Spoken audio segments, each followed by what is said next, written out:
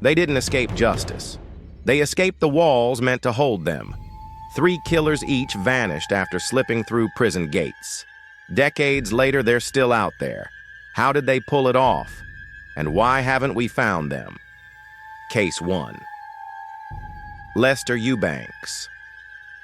The story of Lester Eubanks unfolds in the shadowed streets of Mansfield, Ohio, on a frigid autumn night in 1965.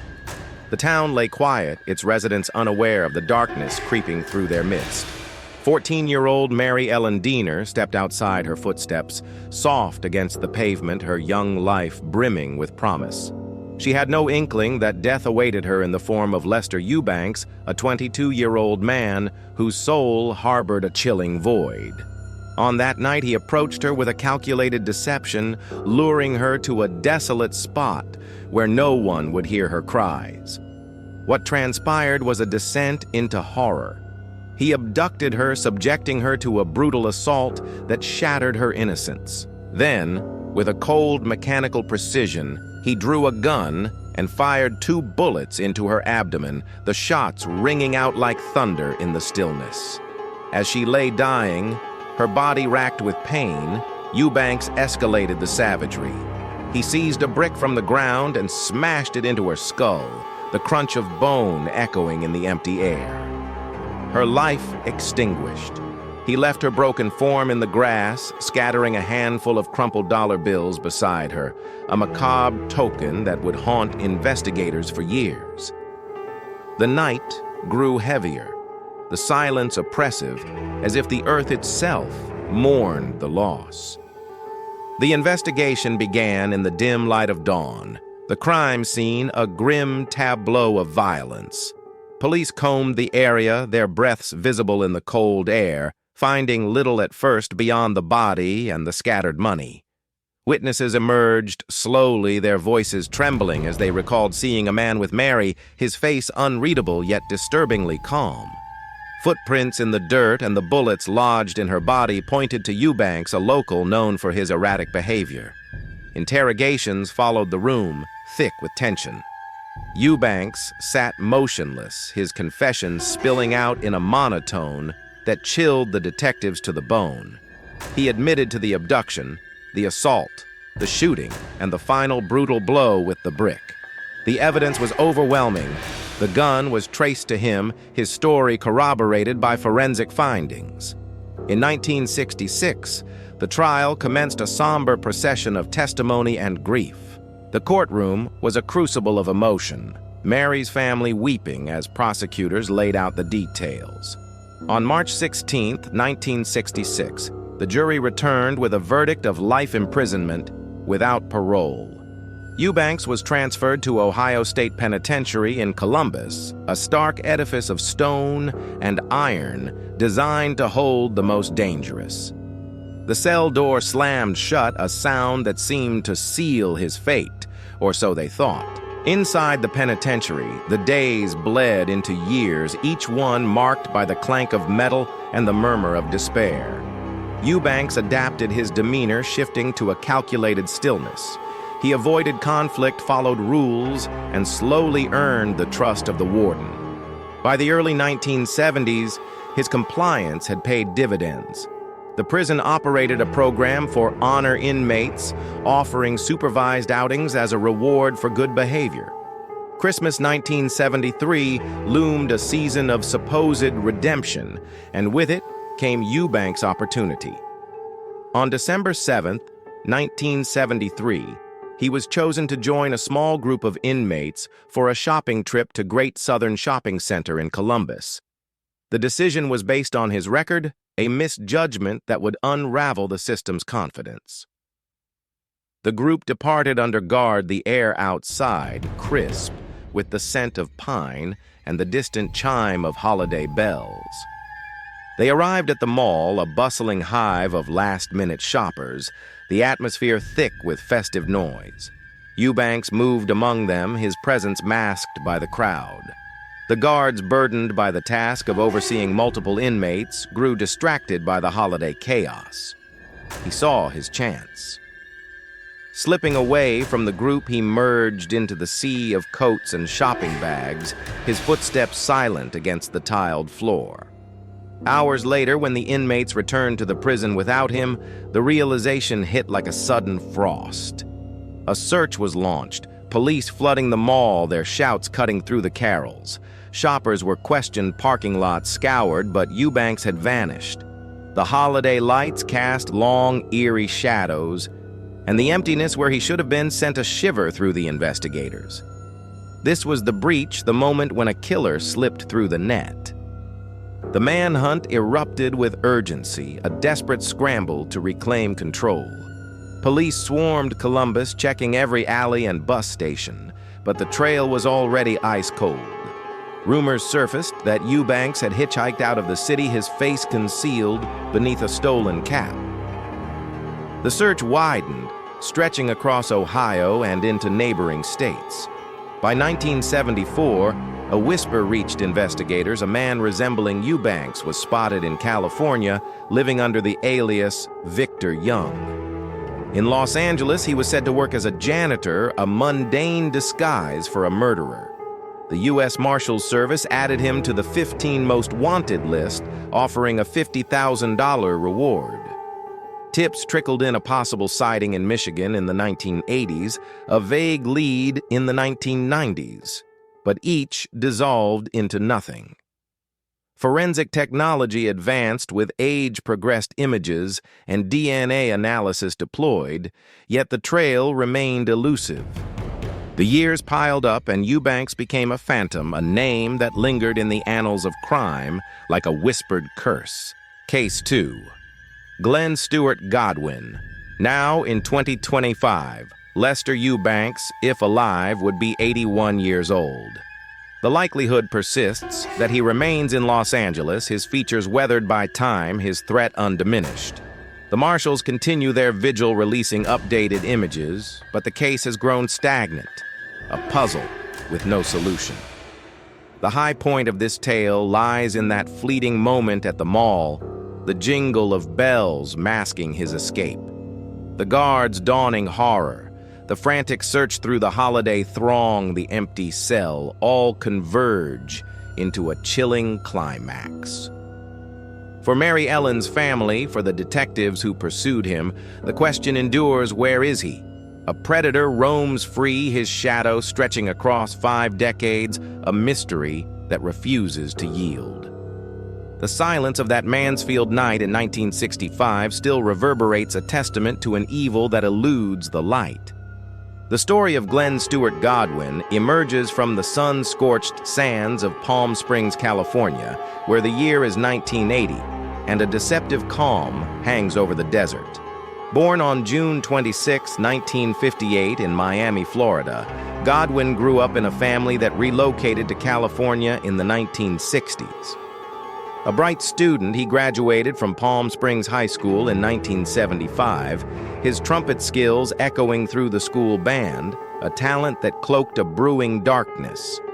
By 1980, at age 22, he juggled jobs as a tool salesman, mechanic, and construction worker, his days filled with the rhythmic clatter of tools and the hum of engines. Yet beneath this ordinary exterior, a sinister intent was taking root, a plan that would unleash a wave of violence and elude justice for decades. The night of August 1st, 1980, brought a shift in the air, thick with an unspoken threat. Godwin, alongside his roommate Frank Soto Jr., hatched a scheme to rob Kim Robert LaValle, a drug dealer and pilot who had once been a friend. LaValle smuggled marijuana from Mexico to the U.S., his trade a source of envy for Godwin. They lured him to their condominium with a fabricated excuse, the darkness outside mirroring the deceit within. Inside, the assault began with a chilling ferocity. Soto restrained LaValle, while Godwin unleashed a storm of punches and kicks, his rage building with each blow. Seizing a knife, he stabbed LaValle 26 times, the blade slicing through flesh with a sickening rhythm. The room fell silent, broken only by the fading gasps of the dying man. To conceal the crime, Godwin and Soto loaded the body into a truck, driving it to the desolate Eagle Mountain Desert. There, Godwin assembled crude explosives, fuel oil, and nitrogen fertilizer, strapping them to the corpse. The detonation ripped through the night, a fireball intended to erase all traces. On August 3, 1980, locals stumbled upon the charred remains. The stench of burnt flesh lingering and dental records later confirmed LaValle's identity, the investigation zeroing in on Godwin. The probe moved with deliberate intensity, the desert yielding fragments of the truth. Police sifted through ash and debris, Soto's confession proving the linchpin. He detailed their plan, pinning Godwin as the orchestrator. In 1981, the trial unfolded, a somber gathering of justice and grief. The evidence was unassailable: the knife, the truck, the explosive residue. On March 31, 1981, Godwin was convicted of first-degree murder and robbery, sentenced to 26 years to life. He was incarcerated at Duell Vocational Institute, a medium-security facility where the walls seemed a temporary barrier to his restless ambition. But Godwin's mind was already scheming his first escape attempt in 1987, cut short by vigilant guards, a warning of his unyielding will. The transfer to Folsom State Prison followed a maximum security stronghold designed to hold the irredeemable. The move in 1987 was meant to break him, but it only honed his resolve. Inside, he forged alliances with his wife Shelley Rose Godwin and former cellmate Lawrence Carlick, who smuggled tools, a hacksaw, a flashlight, a map scratched on paper into the prison, the metal glinting with forbidden hope. On June 5, 1987, the moment arrived. Assigned to a less guarded yard, Godwin acted. He sawed through the fence wire, the grating sound a whisper against the prison's drone. Dropping into a storm drain, he crawled 750 feet through a suffocating tunnel, the damp walls pressing in the skitter of rats, a constant companion. An accomplice. Likely Shelley or Carlick had left a raft by the American River, marked by white-painted smiley faces and arrows, on rocks a macabre guide. Godwin floated downstream, shedding his prison uniform, disappearing into the blackness. The discovery of his escape sent a chill through Folsom. Guards found the cut fence, the empty drain, the raft, a trail that mocked their vigilance. The manhunt erupted, agents scouring the riverbanks and beyond. But Godwin had vanished. 5 months later, in November 1987, he resurfaced in Puerto Vallarta, Mexico, arrested for drug trafficking, a new crime layering onto his past. Sentenced to 7 years in Jalisco State Penitentiary, he seemed secured. But on September 26, 1991, with extradition to the U.S., looming, he struck again. He killed a cartel inmate, the act a brutal delay tactic. Then, in a haze of secrecy, he escaped, aided by cartel connections, the details shrouded in silence. The method perhaps a bribe, a tunnel or a guard's lapse remained unclear, but the result was undeniable. Godwin was free once more. The pursuit grew relentless. The FBI added him to the 10 most wanted fugitives list on December 7, 1996, his image haunting billboards and newsreels. Tips flowed in sightings in California, whispers of plastic surgery, but each faded. In 1991, Shelley was arrested in Dallas for her role, and Carlick, recaptured, took his own life in 2002, a grim footnote. Godwin, fluent in Spanish, was thought to have fled to Latin America, perhaps Belize or Colombia, blending with the shadows. Age-progressed images depicted a man aged 66 by 2024, his green eyes and black hair a distant memory. The $20,000 reward stood as a futile beacon. On May 19, 2016, he was removed from the list not for capture, but for a trail too cold to pursue. The climax unfurls in that dank tunnel beneath Folsom, the saw's whisper guiding Godwin to freedom. The painted arrows, the raft's gentle sway, the escape from a fortress all build to a haunting crescendo. The guards' realization, the fruitless search, the knowledge of a killer's triumph linger like a spectral presence. For LaValle's family, for the investigators, the question endures, where is he? In 2025, at age 67, if alive, Godwin remains a phantom, his shadow stretching across 4 decades.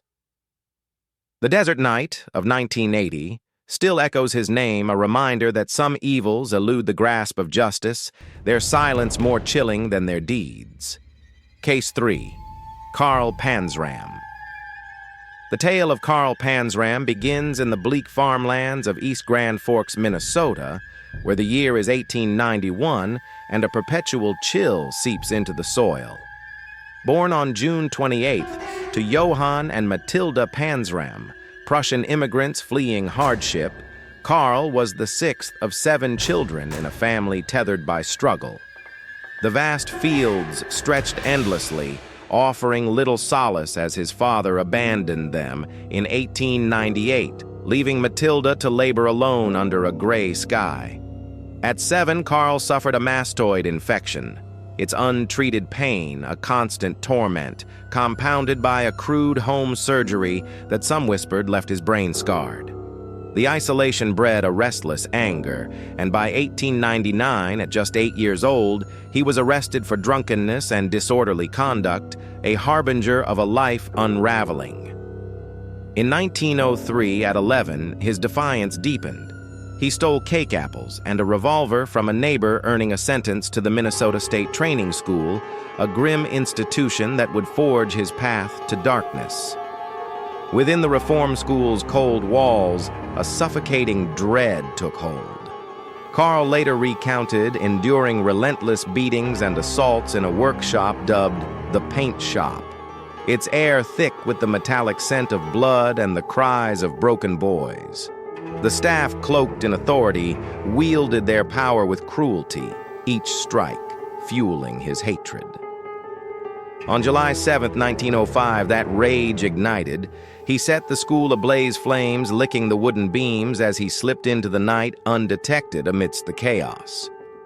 Paroled in January 1906, he returned to a fractured home, but at 14, after attempting to murder a Lutheran cleric with a stolen firearm, he fled, disappearing into the Northwest's wild expanse.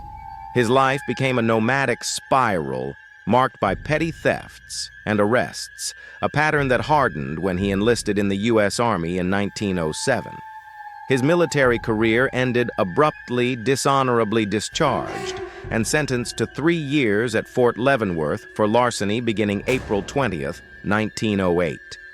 Released in 1911, he roamed the country, his crimes escalating with each desolate town he passed through.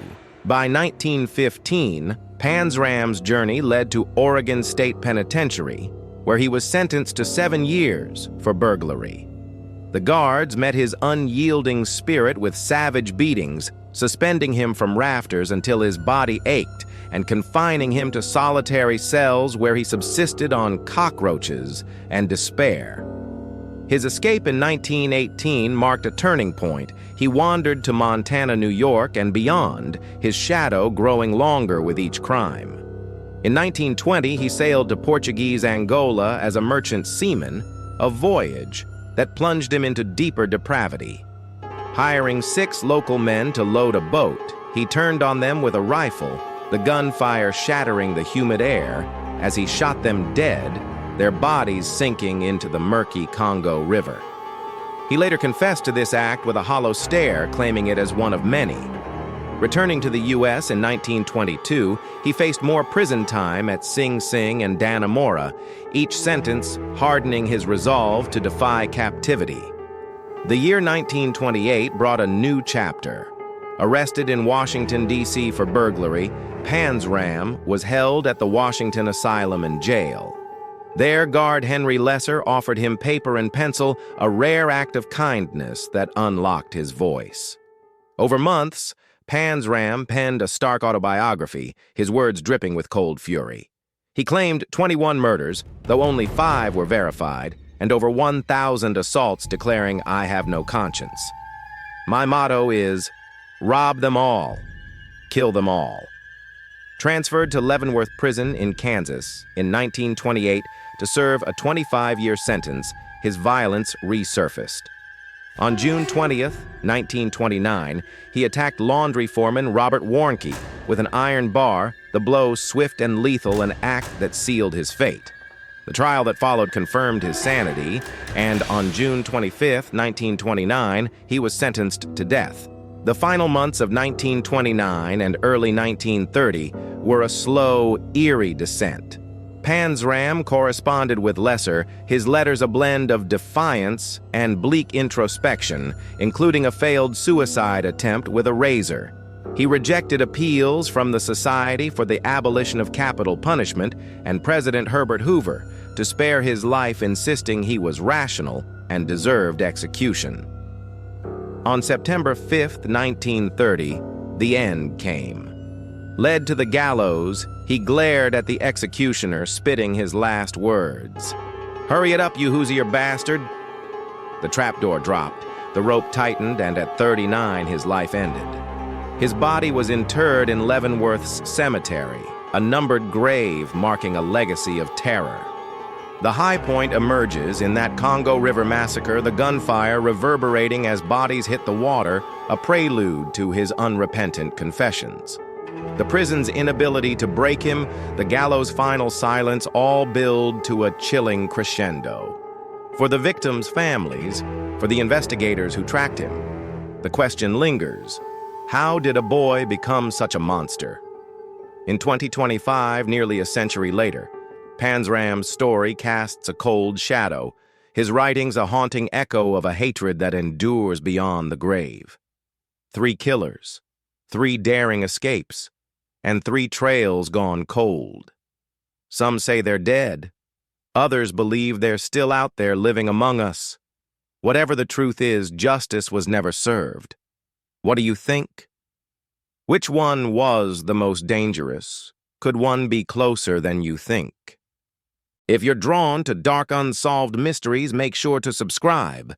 Sometimes the truth is scarier than fiction.